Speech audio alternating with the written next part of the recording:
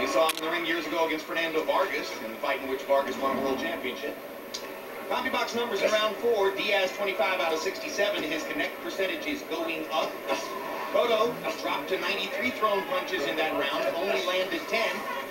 And Diaz's competitive margin is growing early in the fight, as with each passing round, he seems like a little bit more in command of the combat. Yeah, there's definitely a speed difference between both boxers. Diaz definitely has a speed over Cotto. Yeah, and it looks like Cotto Lennox now wants to box with him as he's being boxed.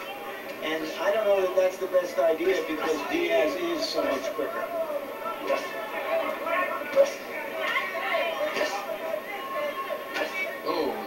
Definitely one step ahead when it comes to the speed and that jab. That jab is definitely effective.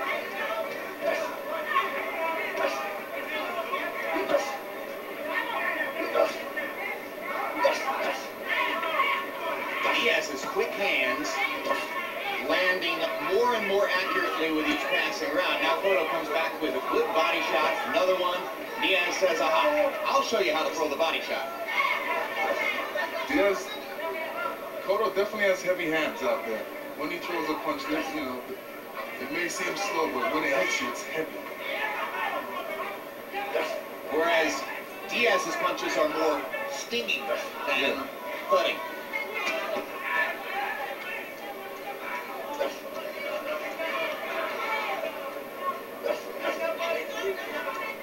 Yeah, that's a classic tough to judge situation when it comes to the judges. You know, do you go for the power puncher, or do you go for the one that's showing the speed? But if the power puncher isn't hurting the other guy, how do you know it's a power punch? From the judge's point of view. Absolutely, the noise.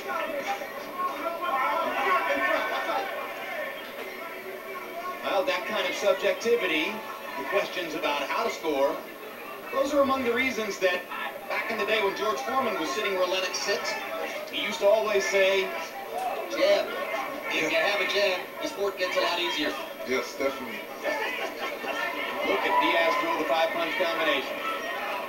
Cotto comes right back at him. Reaching and searching. Yeah, Cotto shows that competitive instinct, so common to fighters. When Diaz lands a combination, hits him 3 or 4 times, Cotto wants instantly to retaliate. I guess every single fighter alive knows that feeling. Well, just think of it. His kid brother has a title for whatever it's worth, and is celebrated as one of the best young fighters in the world. I mean, this is really important to him. This is important to his soul.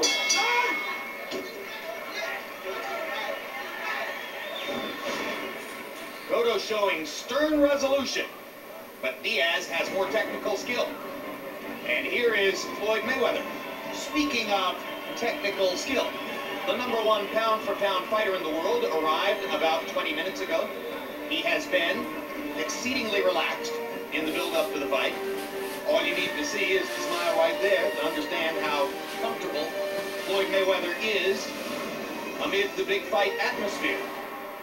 This is someone who grew up to be in the ring. And, of course, we know that all 3 of his uncles were professional fighters. 2 of them, or excuse me, both his uncles and his father have been professional fighters. 2 of them, Floyd Mayweather Sr.'s father, and Roger, his uncle, have trained him. Roger is the trainer right at this moment of the consensus best fighter in the world, Floyd Mayweather, fighting Zab Judah later on tonight in the main event. Average punches per round through the 5th round. Diaz, 20 out of 69, 29%. That percentage is going up. Cotto, 17 out of 116, 15%. That percentage is gradually, slightly dropping. This round will get us to the midway point in the fight if they complete it. Well, they tested each other going toe-to-toe in the first several rounds.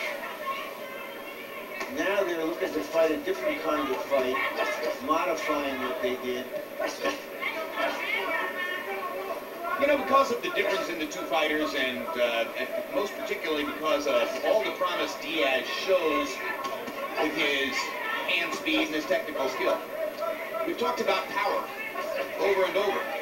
Power, Lennox, is one of the mysteries of the sport, because, as we've seen so many times, there are some guys whose bodies say to you, he should have great power, and they don't. And there are some guys whose bodies say he shouldn't have any power, and they do.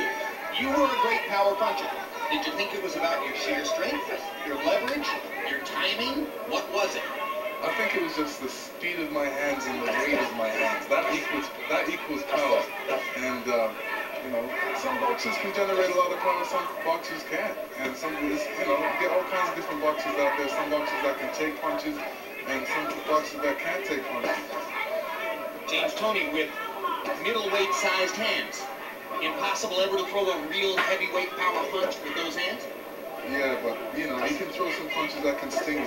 I've seen him throw an overhand right hand. It's like a pitcher's pitch. Like Nolan Ryan coming over the top of the fastball, yeah. Well, they're going back right into the pit here. All right, back to the fight at hand. 109 to go in the 6th round.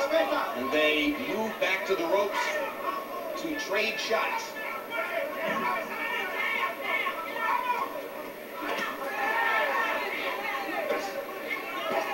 Those are well-chosen body shots for Diaz.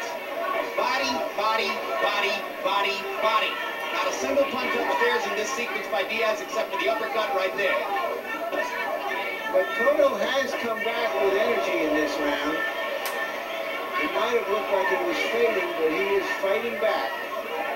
Oh, when I see all those body punches, it occurs to me that Diaz may be thinking, all right, I'm moving ahead on the scorecards. I'm going to be putting him in a position where he's going to have to go for a knockout. I'll throw some more body shots and reduce his power. Well, the only thing that's the problem with that is he has to hit him in the body. If he's hitting his arms, it's not really affecting the puncher. All he's doing is affecting his energy levels. And it's important if he's punching to the body, that he gets through, that he actually hits him to the body. Diaz went upstairs while Cotto was going to the body in that exchange.